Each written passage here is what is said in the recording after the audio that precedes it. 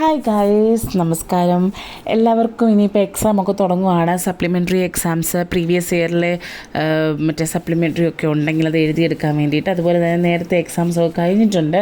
ഇനി ആർക്കെങ്കിലും ഒരു പോർഷൻ എടുത്ത് തിരിച്ച് നോക്കണമെന്നുണ്ടെങ്കിൽ അല്ലെങ്കിൽ ഒന്ന് വായിക്കണം എന്നുണ്ടെങ്കിൽ അതിന് വേണ്ടിയിട്ടാണ് ഈ ചാനലുള്ളത്. നമ്മൾ ഇന്ന് സോലിബിലിറ്റി എന്ന് പറഞ്ഞ പോർഷനാണ് എടുക്കാൻ പോകുന്നത്. തേർഡ് സെമസ്റ്ററിലെ ഫിസിക്കൽ ഫാർമസ്യൂട്ടിക്സിൽ ഇമ്പോർട്ടൻ്റ് ആയിട്ടൊരു പോർഷനാണ്. അവിടെ മാത്രമല്ല, വേറെ ഫോർമുലേഷൻ അല്ലെങ്കിൽ ഫാർമസ്യൂട്ടിക്സ് തൊട്ട് പഠിക്കുമ്പോൾ എല്ലാം ഇമ്പോർട്ടൻ്റ് ആയിട്ടൊരു പോർഷൻ സോലിബിലിറ്റിയും ടൈപ്സ് ഓഫ് സൊല്യൂഷൻസും. ഇത് നമ്മളുടെ ക്വസ്റ്റ്യൻ പേപ്പറിൽ കുറേ അധികമായിട്ട് കാണുന്നൊരു ക്വസ്റ്റ്യനാണ്. ടൈപ്സ് ഓഫ് സൊല്യൂഷൻസ് 2 മാർക്സിനായിട്ട് കാണപ്പെടുന്ന ഒരു ക്വസ്റ്റ്യനാണ്. അപ്പോൾ സോലിബിലിറ്റി എന്താണെന്ന് ചോദിച്ചു കഴിഞ്ഞാൽ, how much solute can dissolve in A solvent at A particular temperature, അല്ലെങ്കിൽ ഒരു ഗിവൺ ടെമ്പറേച്ചർ. അതായത് ഇപ്പോൾ നമുക്കൊരു കണ്ടീഷൻ ഉണ്ട്, അതെന്താ, ഒരു പർട്ടിക്കുലർ ടെമ്പറേച്ചർ പ്രഷർ നമ്മൾ സെറ്റ് ചെയ്തിട്ടുണ്ട്. ആ ഒരു അറ്റ്മോസ്ഫിയറിൽ എത്രത്തോളം സൊല്യൂട്ട് സോൾവെൻറ്റിൽ ഡിസോൾവ് ആകും എന്നുള്ളതിനെയാണ് നമ്മൾ എന്തെന്ന് വിളിക്കുന്നത്, സോലിബിലിറ്റി, അല്ലയോ? എന്തുണ്ടാക്കാൻ വേണ്ടിയിട്ട്, ടു പ്രിപ്പയർ അല്ലെ to form a homogeneous solution. ഒരു ഹോമോജീനസ് സൊല്യൂഷൻ ഉണ്ടാക്കാൻ വേണ്ടിയിട്ട് എത്രത്തോളം സൊല്യൂട്ട് സോൾവെൻറ്റിൽ ഡിസോൾവ് ആക്കാം, അല്ലേ?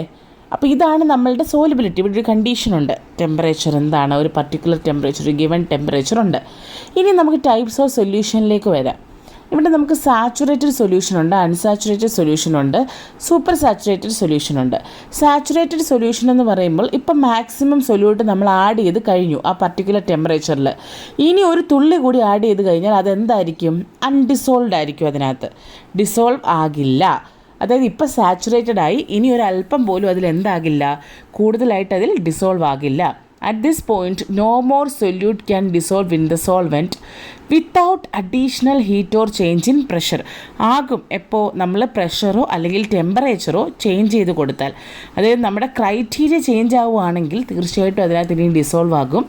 പക്ഷേ ഈ ഒരു പർട്ടിക്കുലർ ടെമ്പറേച്ചർ അല്ലെങ്കിൽ പ്രഷറിൽ ഇനിയും no more solute can add in to the solvent. അപ്പോൾ ഇപ്പോൾ അതിലുണ്ടായിരിക്കുന്ന ആ സൊല്യൂഷനെ നമ്മൾ വിളിച്ചതാണ് എങ്ങനെ, സാച്ചുറേറ്റഡ് സൊല്യൂഷൻ. ഇപ്പോൾ സൊല്യൂഷൻ ഒരു സാച്ചുറേറ്റഡ് സ്റ്റേറ്റിലിരിക്കുക. ഇനി എൻ്റെ അൺസാച്ചുറേറ്റഡ് സൊല്യൂഷൻ ഉണ്ട്, അല്ലയോ?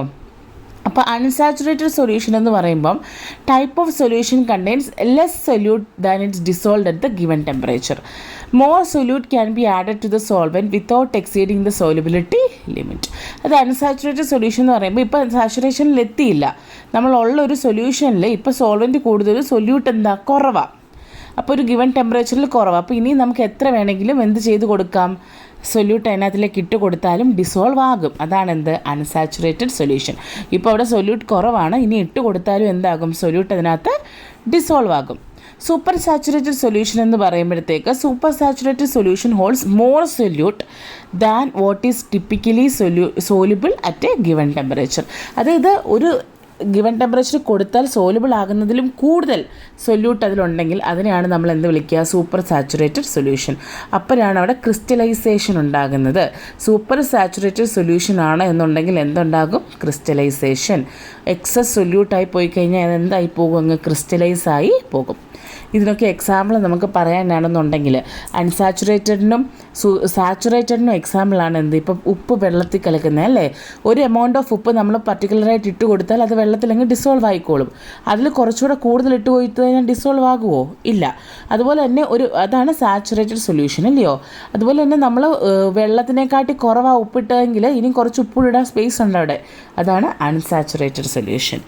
പിന്നെ സൂപ്പർ സാച്ചുറേറ്റഡ്, അതായത് sugar in water heated and then cold. അപ്പോൾ എന്തുണ്ടാവും, ക്രിസ്റ്റലൈസേഷൻ ഉണ്ടാകും. മനസ്സിലായോ? ഇതാണ് നമ്മുടെ unsaturated, saturated and super saturated solutions. ഇതൊക്കെ നമ്മൾ എത്രത്തോളം സൊല്യൂട്ട് സോൾവെൻറ്റിലേക്ക് ഇട്ട് കൊടുക്കുന്നു എന്നുള്ളതിനനുസരിച്ചിട്ടാണ് നമ്മൾ ഈ ഡിഫറെൻറ്റ് ടൈപ്പ് ഓഫ് സൊല്യൂഷൻസ് പറയുന്നത്. സാച്ചുറേറ്റഡ് ആണെങ്കിൽ സാച്ചുറേറ്റഡ് സൊല്യൂഷനൊക്കെ അളവിന് മാത്രമേ ഉള്ളൂ. അൺസാച്ചുറേറ്റഡ് എന്ന് പറയുമ്പോൾ ഇനിയും കുറച്ചുകൂടെ ആഡ് ചെയ്ത് കൊടുക്കാൻ വേണ്ടിയിട്ട് പറ്റും, കാരണം അളവിൽ കുറഞ്ഞ സൊല്യൂട്ട് മാത്രമേ അതിനകത്തുള്ളൂ.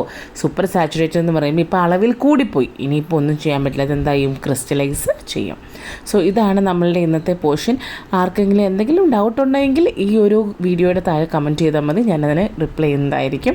ഈ ചാനൽ ഫോളോ ചെയ്തിട്ടില്ല എങ്കിൽ ഇപ്പോൾ തന്നെ ഫോളോ ചെയ്യുക, ബിക്കോസ് ഇനി ഒരുപാട് വീഡിയോസ് ഇതുപോലെ വരുന്നുണ്ട്. സോ നമ്മൾ സബ്സ്ക്രൈബ് ചെയ്ത് കൂടുകയാണെങ്കിൽ തീർച്ചയായിട്ടും നിങ്ങൾക്ക് ഒരുപാട് ബെനിഫിറ്റ്സ് കിട്ടുന്ന അല്ലെങ്കിൽ ഒരുപാട് പഠിക്കാൻ പറ്റുന്ന നല്ല നല്ല പോർഷൻസ് നമ്മളിതിൽ അപ്ലോഡ് ചെയ്യുന്നതായിരിക്കും. ഇനിയിപ്പോൾ ഫിസിക്കൽ ഫാർമസ്യൂട്ടിക്സ് അല്ലെങ്കിൽ ഓർഗാനിക് കെമിസ്ട്രി ആണെങ്കിലും ക്ലാസ്സസ് വരുന്നുണ്ട്. So please to subscribe.